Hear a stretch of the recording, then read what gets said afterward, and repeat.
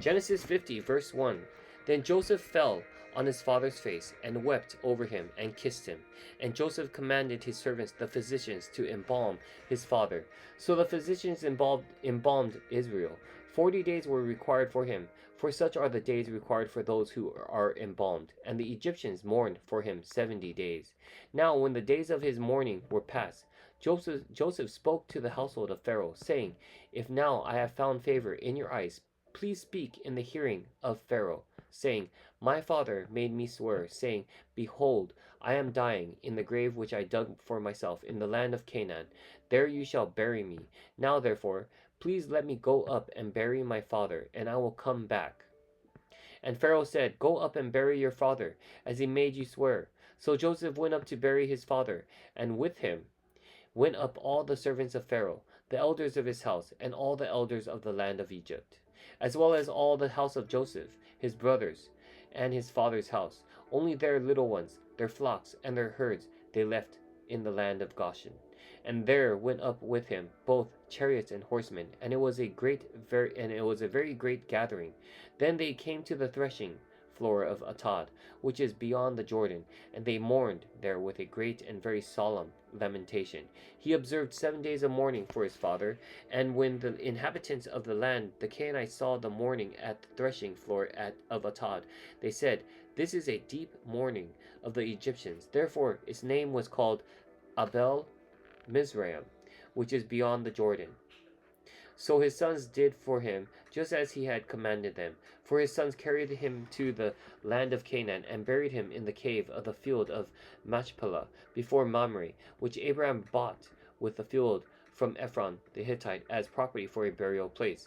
And after he had buried his father, Joseph returned to Egypt, he and his brothers and all who sent up with him to bury his father.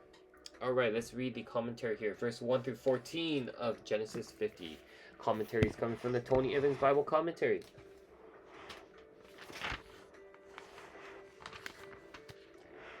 1 to 14. Alright. So Jacob died and was buried as he had requested. Joseph arranged it all, ensuring that Jacob was embalmed after the style of Egyptian royalty. The entire nation mourned for Jacob 70 days, a phenomenal show of respect that proves how dearly beloved Joseph was among the Egyptians. When the days of mourning were over, Joseph obeyed his father's dying wishes, bringing his body back to the land of Canaan for burial.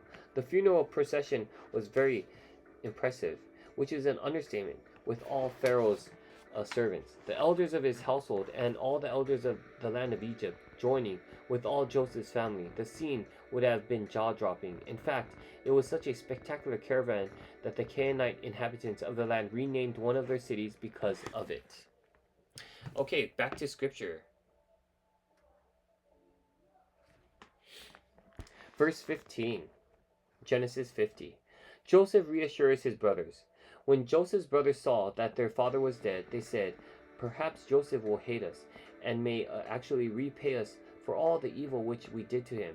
So they sent messengers to Joseph, saying, Before your father died, he commanded, saying, Thus you shall say to Joseph, I beg you, please forgive the trespass of your brothers and their sin, for they did evil to you. Now please forgive the trespass of the servants of the God of your father. And Joseph wept when they spoke to him. Then his brothers also went and fell down before his face. And they said, Behold, we are your servants. Joseph said to them, Do not be afraid, for am I in the place of God? But as for you, you meant evil against me, but God meant it for good, in order to bring it about as it is this day, to save many people alive. Now, therefore, do not be afraid. I will provide for you and your little ones. And he comforted them and spoke kindly to them. How nice, how nice. Alright, let's read commentary here. 15 through 21. So Joseph's brothers had happily received the gifts and the lands from their younger brother. But Jacob's death proved that they were still uneasy with the entire situation. After Joseph buried his father, his brothers realized that one of the last impediments to Joseph taking any vengeance on them had just disappeared. Perhaps they thought, Joseph is holding a grudge against us. Maybe he was merely waiting to strike until after their father was gone. If so, he will certainly repay us for all the suffering we caused him. The brothers were scared, so they did what many of us do in our fear. they lied. They sent a message to Joseph claiming that their father had said, "Please forgive your brother's transgression and their sin." They even reverted to the same posture they assumed when they first came to Egypt, bowing down before Joseph and saying, "We are your slaves." Joseph held the highest position in the world, other than Pharaoh, and Pharaoh would certainly have looked the other way if he had acted against his treacherous brothers. Now his father was dead, so there was no one else who would have pleaded with him to stop. Yet Joseph responded with one of the most profound statements of faith in the entire Bible. "You planned evil against me. God planned it for good." We often give people too much credit. Yes, what Joseph's brother did was horribly wrong, but even through their sinful actions, God was orchestrating something bigger than they were. They had small-scale evil intentions, but God was overriding their evil for eternal good. Joseph recognized that the detours of his life were part of God's providential plan. How could he possibly respond in anger when God had used their terrible acts to deliver him to such a lofty position? Please note the order: evil, God, good. When we experience unjust evil, we must look for God, who is able to bring about incredible good. Joseph responded to his brothers with forgiveness, promising to take care of them and their children. The very brothers who threw him in the pit, he comforted and spoke kindly to. Joseph had discovered the secret of forgiving your enemies. You need the right view of God throughout his tumultuous journey. Joseph believed that God was with him and guiding him to an intentional destiny. And if God was guiding the process then, Joseph was content to let God guide it now. Vengeance belongs to God, and the longer we cherish an unforgiving attitude in our hearts, the more we harm ourselves.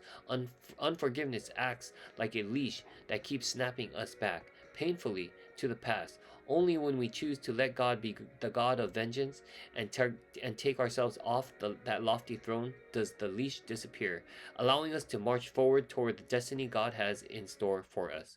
God's destiny for us will always bring blessing and benefit to others. Alright, let's continue reading scripture. Where are we? 22. Verse 22. Death of Joseph. So Joseph dwelt in Egypt, he and his father's household, and Joseph lived 110 years. Joseph saw Ephraim's children to the third generation. The children of Machir, the son of Manasseh, were also brought up on Joseph's knees. And Joseph said to his brethren, "I am dying, but God will surely visit you and bring you out of this land to the land of which he swore to Abraham, to Isaac, and to Jacob." Then Joseph took an oath from the children of Israel, saying, "God will surely visit you, and you shall carry up my bones from here." So Joseph died, being 110 years old, and they embalmed him, and he was put in a coffin in Egypt. And we're going to read the commentary here. It's going to be very quick for the closing of Genesis. So here we read, Joseph ended his days in peace, living among his brothers and watching his family grow. When the time came for him to die, he remembered the promises made to his forefathers, that God would bring him to the land he swore to give to Abraham, Isaac, and Jacob.